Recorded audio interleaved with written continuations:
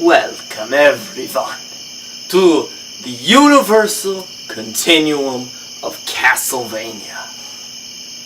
Or maybe I'll call it the compilation of Castlevania, or maybe the collection of Castlevania. Never mind, we'll get to that part later. But it's time to jump right in head first. Truth be told, I wasn't really into the Castlevania series at first. At first I didn't know about it until reviewers such as The Completionist, and Some Called Me Johnny, actually reviewed the game. But even then, I really didn't have a good reason to play it, or much time to do so. But now that we're actually reviewing games, and I have the time, it seems like a good place to start. We're going to be starting with the classic NES trilogy, and then moving on to games such as Super Castlevania 4, Castlevania Bloodlines, then Castlevania Rondo of Blood, and then eventually Castlevania Symphony of the Night. After that, we're going to be going back to review the handheld titles, and maybe even the N64 titles. Yeah, right after I review the Zelda CDI series. Those games make me cringe. Right now, though, we have a series to begin, so let's begin. But I am still never reviewing the Zelda CDI games. Never. Regardless, Castlevania was developed by Konami, a gaming company now famous for series like Metal Gear and Contra. Basically, they made a bunch of manly games and Frogger. Hi there, Frogger. Castlevania was originally released in September 26, 1986 on the Famicom Disk System in Japan, under the title of Aku Manjo Dracula. And then a month later was re-released on a port for the MSX2 player under the title of Vampire Killer for Europe and Brazil.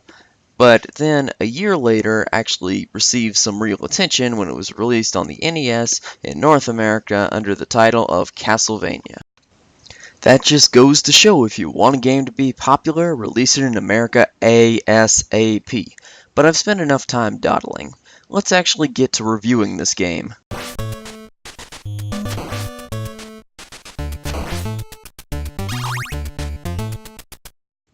You control Simon Belmont, a guy belonging to the clan of Belmonts that is dedicated to destroying the evil vampire himself, Dracula. Now as Simon, you must travel through the castle's different areas and kill Dracula.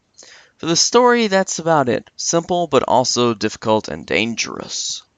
Though I really wonder why we want to kill Count Dracula? Are Belmonts just racist against vampires or what? Since the story in the game doesn't really say Dracula stole the Belmonts' Cheez-Its, and they've gone on a rampage to tell Dracula to get his own box. The story, though, is missing something here, so for the sake of it being an NES game, I'll just skip to the gameplay.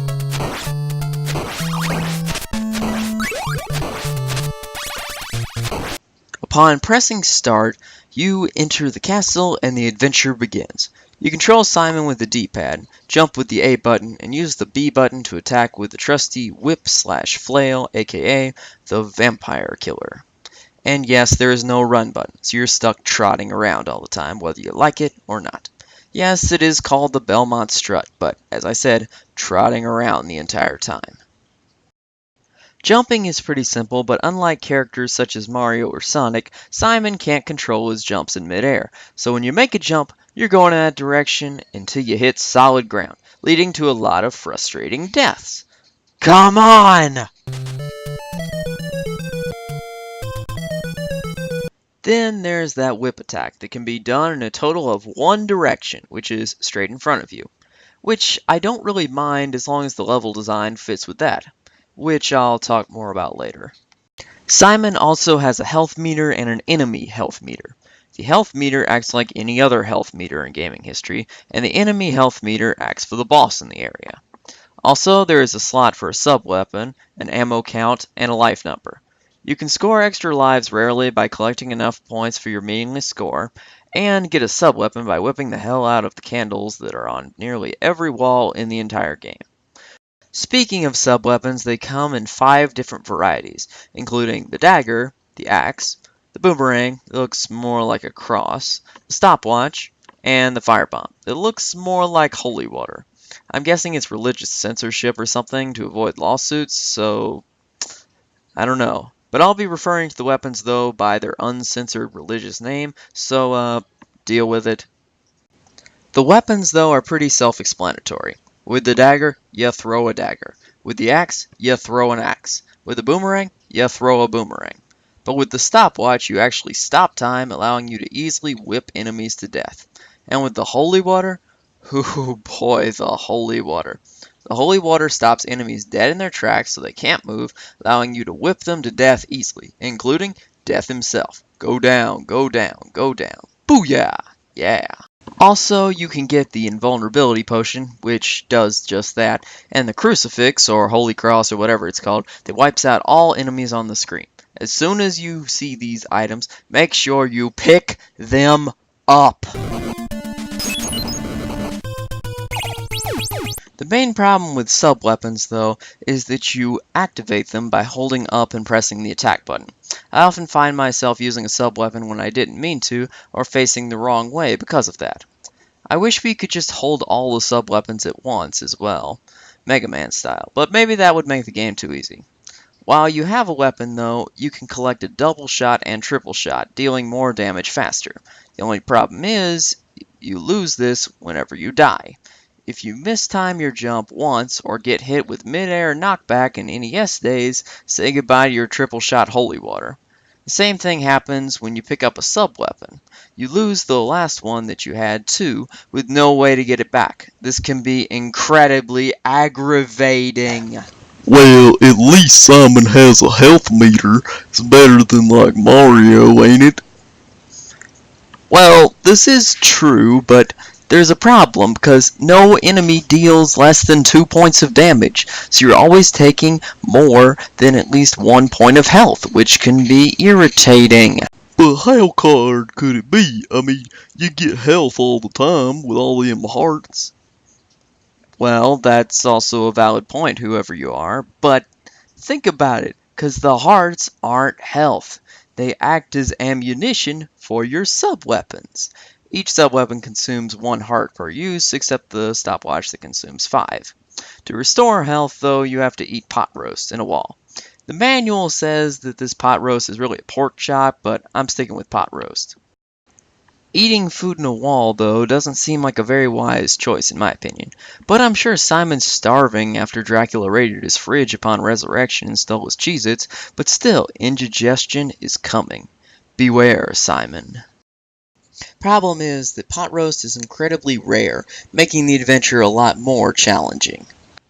Speaking of challenging, there are the enemies. There are zombies that go down with 1 hit, bats that are irritating because of their bad placement, black leopards you can just jump over, fishmen whose placement is irritating, Medusa's heads whose placement is very irritating, ravens who follow you around and have bad placement, white skeletons that never leave you alone like Hammer Brothers, red skeletons that chase you down relentlessly, eagles that fly straight into you, hunchbacks that were relentlessly evil, dragon skull cannons with terrible placement, axemen who are pushovers except for the fact of their placement, and skeleton dragons with terrible placement. Okay, maybe it's just me, but these enemies are the worst. Combined with Simon's terrible control and numerous bottomless pits, and Simon's knockback causing him to jump back 5 feet whenever he takes damage, you'll find yourself dying a lot. Then there are those oh so lovely level-designed stairs. On stairs, Simon walks like Samus's snail scenes in Other M, and has a very short-ranged whip attack. Then, if you fall back onto stairs, you fall right through them. Simon's main problem is that he doesn't know how to walk on stairs, leading to problems like this. Really. And then, combined with enemies like Medusa heads and eagles, it just makes it almost impossible, making you want to break your TV.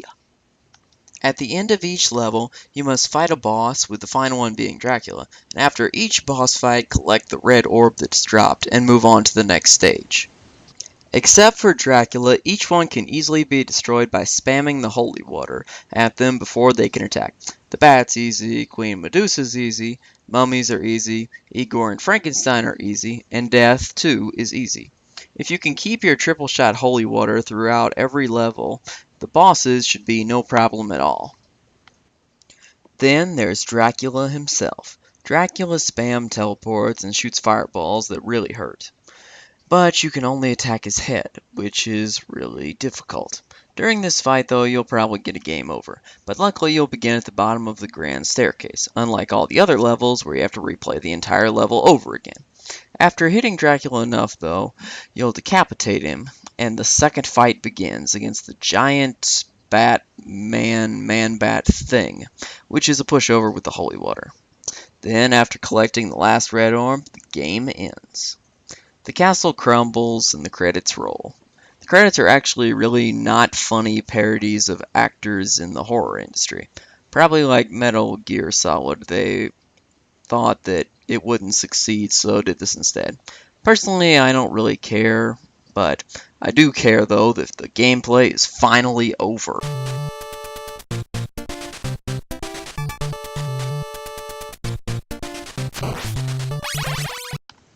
For a game in the 80s, I'll say the graphical detail and sprites are quite nice.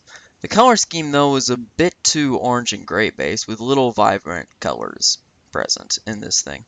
But I think this really enhances the dark atmosphere.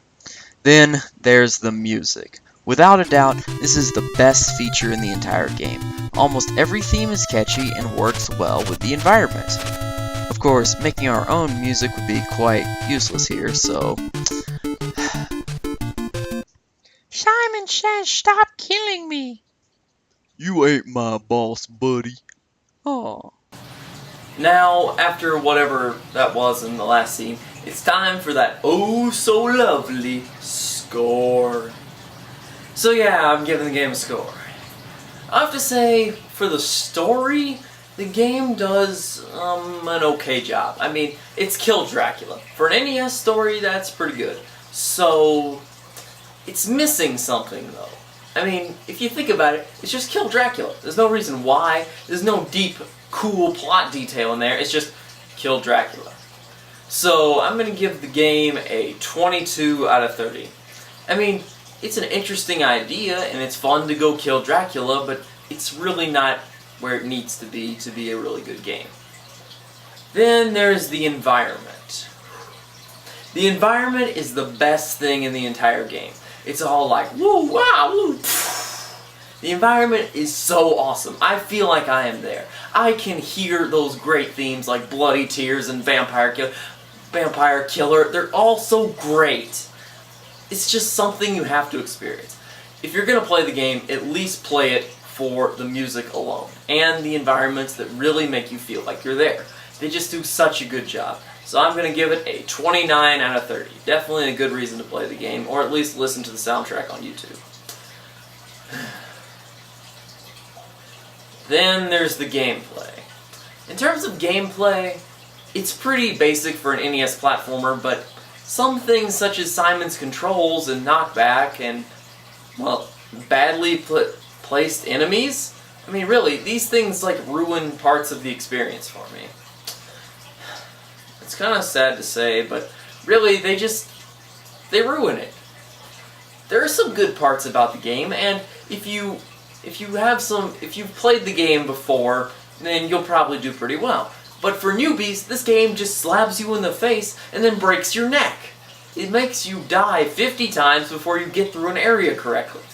What I recommend if you're going to play this game is go on YouTube and watch a no damage run first, so you can at least see how you can beat the game easily without taking damage. And you can remember a few details here and there to get past areas that are irritating. But really, overall, the gameplay is just a little too frustrating. So I will give the gameplay a 17 out of 30. It's okay, but really, it needs some help. Then there's that final thing. Awesomeness. My opinion on it, that is. For Awesomeness, I think the game is kind of awesome, but on the other hand, I mean, the music's awesome, that's really cool. But then, on the other hand, the gameplay is just so frustrating. For me, anyway, as a newbie. I mean, maybe I'm overstating the difficulty, and maybe you're always gonna, like, comment war me to death, but I have to say, it's too difficult for a newbie just to jump straight in. Sure, if you watch a no damage run or do helpful things in the beginning, or get used to the controls super fast, or are an NES nut, you can do that. But newbies, not really. So, for awesomeness, I'm going to give the game a 5 out of 10. I mean, I don't hate it, but I don't love it either. So that leaves our game with a... well, it leaves it with a 7.3 out of 10. Yeah, 7.3 out of 10. Then there's the game's chance for redemption. Yo, yeah! Okay, so for the game to get its redemption points, there is the control. The control, as I've told you in the past, is terrible. So, -2 for control. Sorry about that. Yeah. Not bonus points, minus points. Then there's the duration. The game is the right length, but the difficulty makes the game too long. Like, the game extends its gameplay time based off difficulty. So I'm gonna give the duration a 0 out of 2. That leaves our game with a 7.1 out of 10. Definitely pretty good for a game this archaic. And really, I recommend you play this game. But you really should do a little bit of past studying and on like a no damage run so you understand how to beat the game. And then you may really find some enjoyment with it. But I really just don't quite do so. But luckily there are other games in the series, which we will visit next time. So I will see you all later. Peace out, bros and babes. Oh yeah?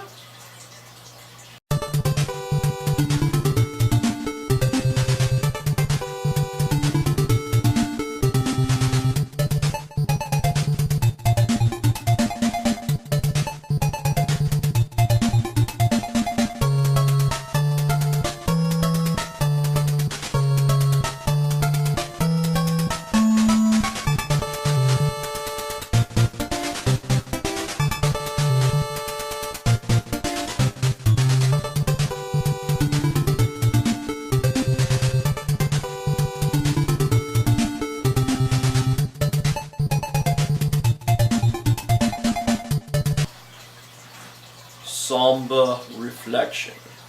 That one thing that I really think a game needs. Reflection. Maybe a somber reflection. But I have to say that's what this game, well, most games need. A somber reflection. It makes you think back on the game and its events and really give you a heart-searing emotion that makes you feel something for the game. This game gets a 1 out of 10. It's kind of too bad, but it doesn't affect the 7.1 out of 10, but this game gets a 1 out of 10 in terms of its structure for its reflection at the end of the game. I mean, the parody of the actors' names is okay and all, it's just not that interesting. So, it's kind of unique, but on the other hand, it really does nothing to make me feel that heart-searing emotion. So yeah, 1 out of 10. But next time we will be reviewing